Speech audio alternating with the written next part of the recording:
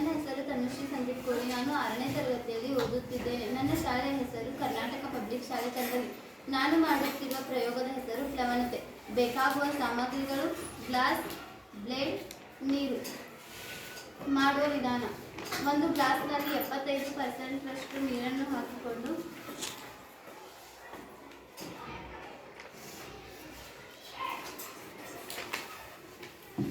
ಒಂದು ಬ್ಲೇಡನ್ನು ಅಗಲವಾಗಿ ಬಿಟ್ಟಾಗ ಅದು ಮೇಲೆ ತೇಲುತ್ತದೆ.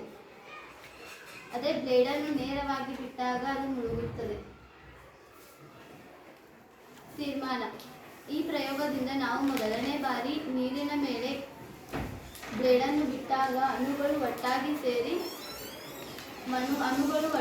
ಸೇರಿ ನೀರಿನ ಸಾಂದ್ರತೆ ಅದರ ಸಾಂದ್ರತೆಗಿಂತ ನೀರಿನ ಸಾಂದ್ರತೆ ಕಡಿಮೆಯಾಗಿ ಅದು ಮೇಲೆ ತೇಲುತ್ತದೆ. ಎರಡನೇ ಬಾರಿ ಬ್ಲೇಡನ್ನು ನೇರವಾಗಿ ಬಿಟ್ಟಾಗ ಅದರ ಸಾಂದ್ರತೆಗಿಂತ ನೀರಿನ ಸಾಂದ್ರತೆ ಹೆಚ್ಚಾಗಿ ಅದು ಮುಳುಗುತ್ತದೆ. ಇದನ್ನು ಪ್ಲವನತೆ ಎನ್ನುವರು.